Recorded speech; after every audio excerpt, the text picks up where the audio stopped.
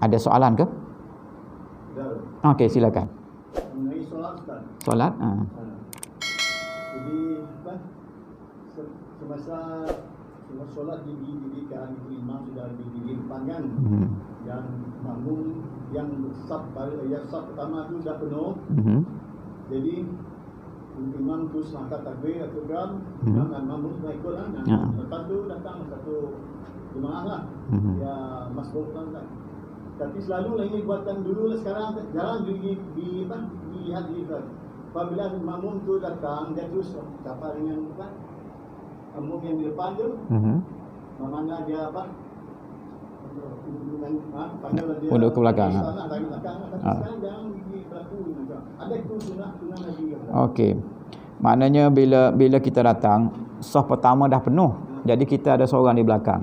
Jadi salah satu sunnahnya ialah kita kena tarik orang depan itu untuk bersama kita saf di belakang. Cuma itulah maknanya bila kita tarik, kalau semua berilmu tak ada masalah. Takut kita seorang yang ada ilmu, orang lain tu tak ada ilmu, kita tarik dia main jeling ke belakang. apa pukul-pukul. Okey. Ikut sunnahnya begitu. Dulu memang aku tahu kan. Sekarang dalam yalah. Mana kalau kita misalnya kita datang lewat sikit, kita tengok hujung sana ada 1-0 lagi. Tapi kita datang 2. Kalau kawan kita pergi hujung, mana kita seorang di belakang. Pada ketika itu yang 2 tadi tak apa, tinggalkan kosongnya tu, yang 2 tu buat sah baru di belakang. Supaya yang belakang tu tidak keseorangan dia di belakang. Okey, tapi kalau masuknya ramai 3-4 orang, penuhkan di depan dulu. Okey, tapi kalau masuknya 2, tempat kosong depan 1, kita buat saf yang kedua.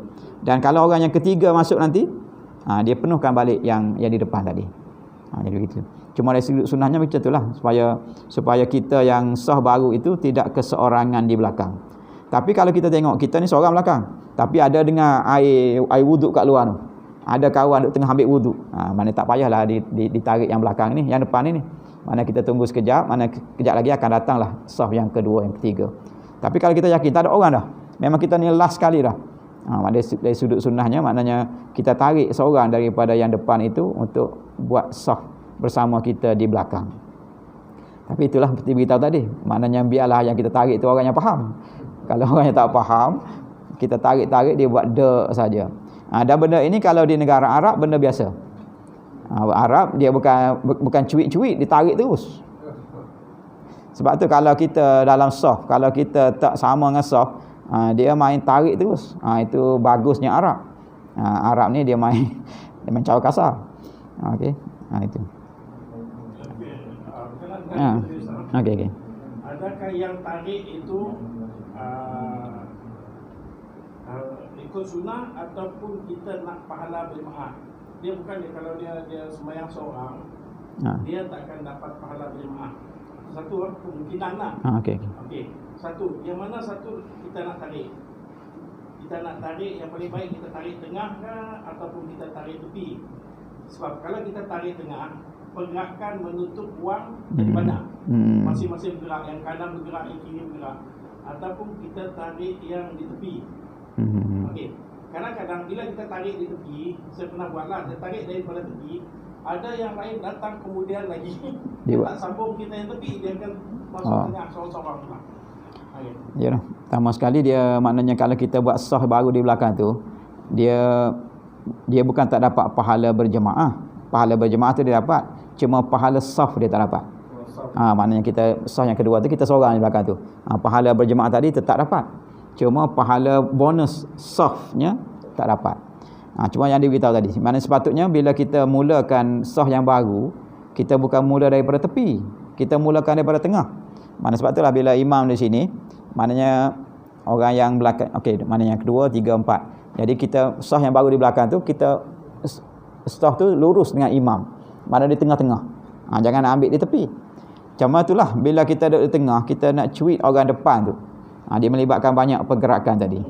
Tapi dari sudut yang sah barunya, sepatutnya diambil daripada yang di belakang imam tu. Maknanya yang lurus dengan imam.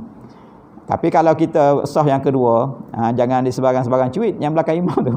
Sebab di belakang imam tu dia pengganti imam tu, kalau kita cuit dia turun di belakang, Jadi takut-takut yang betul-betul di belakang imam tu jadi masalah. Jadi tengok kesesuaian lah. Maknanya kalau kita rasa memang tak ada dah, memang kita dah yang terakhir, mana kita cuit daripada tepi lah, tepi selamat. Cuma orang yang datang kemudian daripada itu tu, maknanya dia kena sambung di sana lah, jangan pula di sini. Jadi terputus pula safnya. Okey, terputus pula safnya. Tengok keadaan dah. Okey, tengok keadaan. Dan kalau kita rasa kita ini masuk lewat dan ada lagi orang di belakang, yang terbaiknya kita duduk di belakang tu lah. Maknanya lurus dengan imam. Orang lain akan sambung kanan kiri lah seterusnya. Tapi kita rasa tak ada orang dah ni, mungkin kita dah yang terakhir ni, baiklah kita pergi ke hujung, kita tarik yang hujung sekali supaya tidak berlaku banyak pergerakannya. Dan orang yang datang, ingatkan tak ada dah, tiba-tiba ada lagi orang datang, dia sambung yang tepi tu je, jangan diambil tengah pula. Jadi lompang pula, sini ada, sana ada, kosong, jadi macam tu. Okey, dan ceritanya ini memang kaki dia nak ambil pahala berjemaah. Okey, dia tarik orang depan tak bergerak. Lepas tu kalau dia seorang diri, dia akan tak dapat pahala saf. Okey, macam mana cara dia nak dapatkan pahala saf sedangkan orang depan tak keluar? Lepas tu pergerakan kaki dia, dia nak masuk keluar kaki kiri ke kaki kanan? Dua soalan. Okey. Mana dia dah buat dah, cuba juga nak dapat pahala saf tadi dengan tarik orang depan pula tak nak berundur ke belakang pula. Okey. Jadi tak payah paksa lah. Maknanya kalau kita tarik pun dia tak turun juga. Tak apalah, kita tetap yang di belakang tu. Okey, tetap di belakang. Cuma pahala jemaah tadi dapat, pahala saf je tak dapat. Kemudian kita yang nak berundur ni, nak berundur kaki mana? Kaki kanan dulu ke kaki kiri dulu? Maknanya yang terbaiknya kaki kanan lah. Sama juga kita nak naik ke atas, tiba-tiba imam terbatal. Jadi yang belakang imam itulah yang sepatutnya naik. Dan naiknya kena tahu teknik juga. Okey, jangan melebihi 3 pergerakan. Okey, jangan melebihi 3 pergerakan. Tetapi sekurang-kurangnya dia naik sikit pun dah okey dah. Maknanya di depan sikit daripada jemaah yang lain. Cuma kalau nak naik, jangan lebih daripada 3 pergerakan. Kalau 1 pergerakan pun dah cukup dah. Okey, saya tunjuk sikit.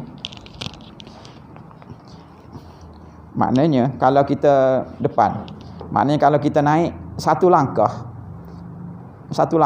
jadi kita akan jadi solat macam ni. Okey. Sebab tu kata kena tahu teknik juga nak naik. Bila kita naik, dia syaratnya jangan lebih 3 langkah. Jadi kalau naik sikit pun tak apa dah. Naik sikit, itu 1, 2. Okey, tapi kalau nak ambil maksimum, okey, maksimumnya. Okey, 1, 2, 3. Okey, itu maksimum lah. Tak payahlah nak ambil maksimum sampai okey. Cukup langkah biasa je lah, langkah biasa je. 1, 2, 3. Jangan kata nak teknik ni. 1, 2, 3 pula.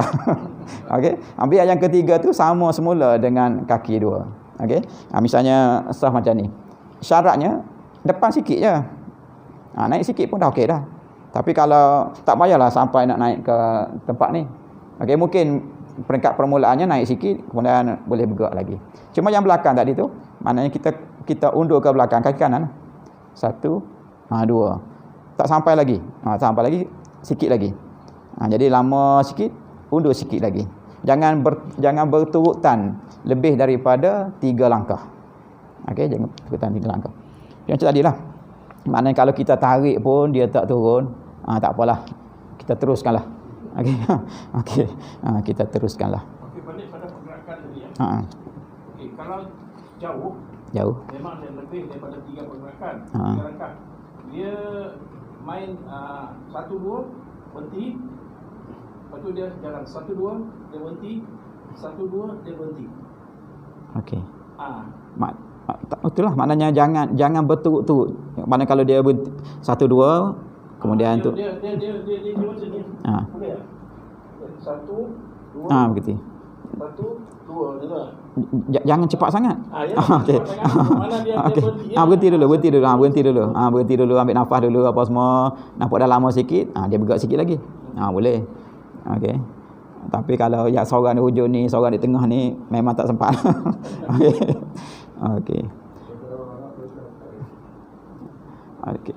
Cuma pergerakan tu maknanya kalau kita baca dalam kitab fiqh manhaji, kita biasa dengar dia kata 3 pergerakan. Dia kata kalau gerakan yang ketiga tu, kalau fiqh manhaji, dia kata dah membatalkan solat. Tu kena hati-hatilah. Kena hati-hati. Jadi yang pentingnya jemaah tetap dapat, pahala berjemaah tu tetap dapat. Cumanya pahala saf. Sama juga bila time bukan musim Covid ni, kita solat kakinya tak lurus. Maknanya pahala jemaah tu dapat, cuma pahala saf itu dipotonglah. Dipotong pahala safnya. Okey. Okey, satu lagi. Yang ni tak kira mengganggu. Saya pernah jumpa dalam masjid yang ni India bukan Pakistan. Dia tarik orang depan tu. Dia bukan fit tau. Dia memang tarik. Itu style Arab. Memang kira tak kira mengganggu. Dia memang tarik betul. Tu kata kalau semua orang berilmu tak ada masalah. Bagi orang yang tak berilmu, silat air bulan boleh bertumbuk. Okay. Apa main tarik-tarik macam ni? Apa lagi yang tarik pula Pakistan ke India, kata korang ajar betul. Jadi itulah maknanya sepatutnya adabnya tak payahlah ditarik sampai ditarik dibawa ke belakang. Maknanya cukup tarik sikit, maknanya orang faham supaya kita berundur ke belakang.